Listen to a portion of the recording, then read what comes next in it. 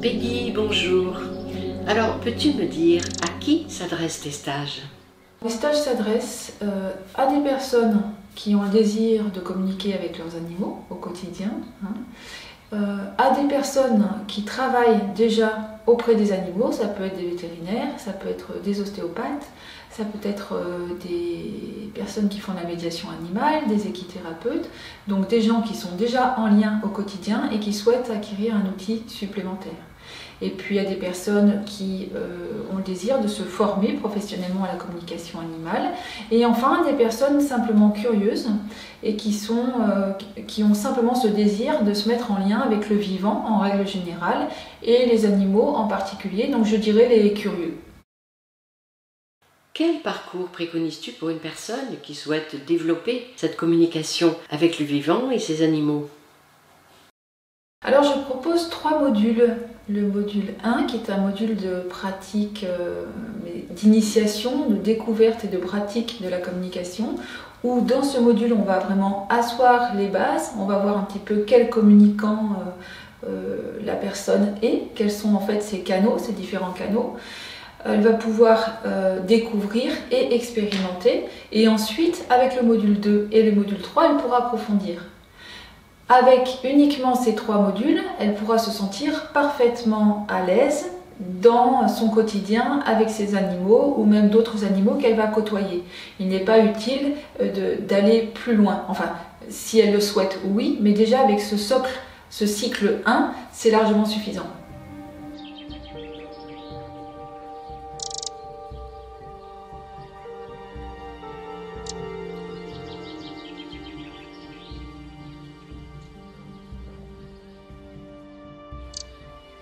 Alors, si je souhaite simplement me faire plaisir, me relier à la nature et retrouver ma vraie nature, quels sont les stages les plus adaptés? Les stages les plus adaptés pour simplement se faire plaisir, je dirais que c'est le module 1 avant toute chose pour se familiariser avec cette communication avec le vivant en règle générale. Et puis il y a ce stage enfant intérieur qui est un petit peu un stage de développement personnel, on va dire, dont la première journée est favorisée avec la présence des chevaux sur place.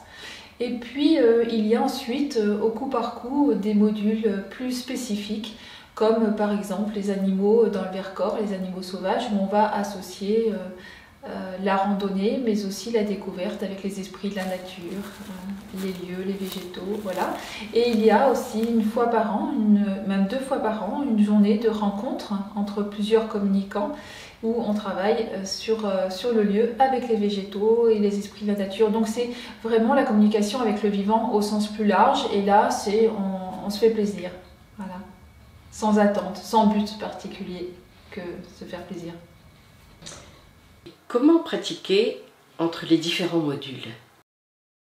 Eh bien, vous avez la possibilité, quand vous avez fait le module 2, d'intégrer des demi-journées de communication avec d'autres participants qui ont eux aussi fait le module 2. Pour l'instant, il y a des groupes de pratique dans le Gard, essentiellement, puisque je suis basée dans le Gard, et on est en train d'essayer de remettre en place dans d'autres départements. Donc le prochain, ce sera dans l'Hérault, ensuite du côté de Lyon, voilà. Et puis, j'invite toujours les stagiaires à rester en lien et à créer un groupe pour s'entraider et s'entraîner, parce que c'est très important de s'entraîner mutuellement entre chaque module. Est-ce qu'il existe une formation diplômante pour devenir communicant animalier? En soi, il n'y a pas de formation officielle et de diplôme officiel. Donc si on vous présente des diplômes, sachez que ça ne veut rien dire, hein. Et moi-même, je n'en donne pas, je n'en délivre pas.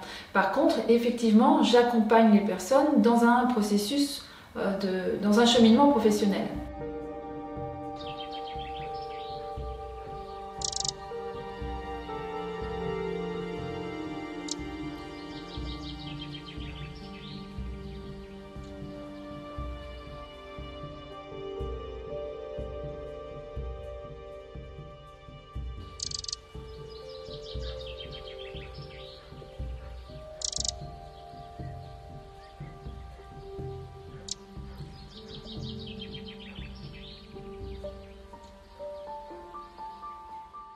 Alors Peggy, de quelle manière accompagnes-tu une personne qui souhaite devenir professionnelle? Est-ce qu'il y a des étapes? Est-ce qu'il y a un temps à respecter? Oui, alors pour ces personnes-là, il faut faire le cycle 1, module 1, 2, 3. Ça, c'est vraiment les modules de base. Ensuite, il y a tous les modules spécifiques. Donc vie, mort et maladie, comment accompagner l'animal en fin de vie, mais comment aussi accompagner son gardien, comment gérer la souffrance, la maladie, la mort et communiquer avec les animaux décédés. Ensuite, il y a les animaux sauvages, mais ça c'est facultatif, mais si la personne veut aller plus loin, c'est possible. Il y a un module 4 également pour se perfectionner et commencer à toucher le domaine du soin, les soins intuitifs à l'animal. Et au niveau des étapes, je préconise de prendre son temps, de ne pas précipiter. Il faut savoir aussi que tout le monde n'ira pas au même rythme dans la mesure où cela va dépendre en fait du développement personnel de chacun et du chemin antérieur en fait que chacun aura fait. Je préconise aussi vivement de faire le stage enfant intérieur et se relier à son guide, tout simplement parce qu'on va un petit peu plus loin dans cet état canal et dans la posture juste de l'état canal. Ensuite, une fois qu'on a fait tous les stages, je vais proposer aux stagiaires qui souhaitent se professionnaliser des communications avec mes propres animaux. À l'issue de ces communications, je vais proposer aux stagiaires de faire quelques communications en mise en situation avec mes clients. Donc des clients qui acceptent de recevoir des communications de mes élèves. Bien sûr, l'élève ne perçoit pas d'argent dans ce cas de figure et la personne qui accepte doit s'engager à faire un retour de qualité au stagiaire et puis il donne ce qu'il veut, il fait un don à l'association qu'avec d'autres personnes nous avons mis en place pour aider les animaux. Voilà.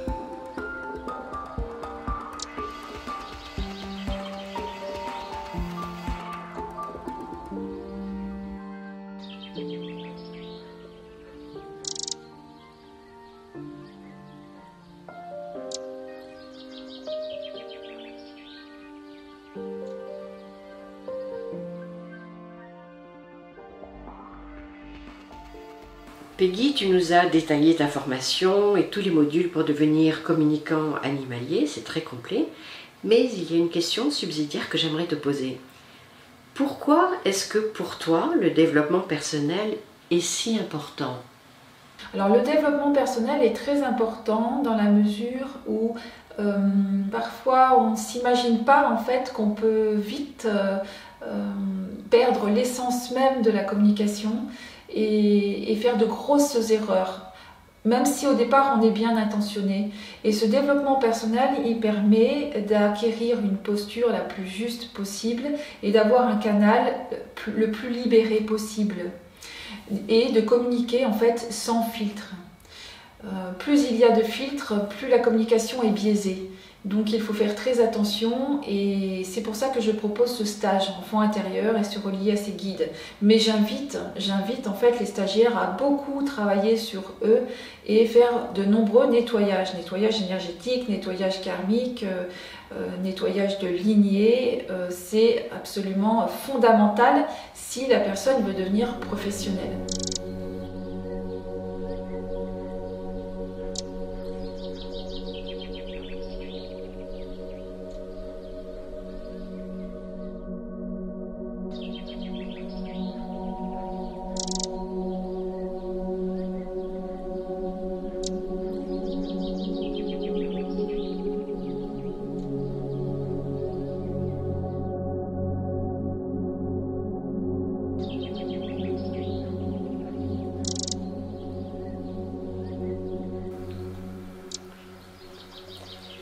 L'éthique, c'est avant tout comprendre l'essence même de cet échange amoureux avec le vivant. C'est aussi se dénuder de nos voiles les plus opaques. La communication animale a le vent en poupe et c'est une excellente chose. Malheureusement, certains communicants manquant d'expérience peuvent trop vite généraliser et commettre des erreurs attristantes. Selon votre parcours personnel, vous pourrez vous installer plus ou moins rapidement, tout en continuant à développer et affiner vos perceptions et vos connaissances. Peggy avoue qu'elle a ressenti le besoin de cumuler 200 heures de stage en communication animale et en soins énergétiques intuitifs, réalisant plus de 1000 communications avant de se sentir légitime. C'est donc à chacun de définir son rythme. Il est souhaitable de refaire des modules pour se familiariser avec une grande variété de cas. Chaque stage est différent d'un groupe à l'autre. Peggy ne propose jamais les mêmes pratiques et son enseignement évolue au fur et à mesure de la montée vibratoire de la Terre et des participants. C'est votre conscience et votre motivation qui impulseront le départ vers une nouvelle vie de communicant animalier.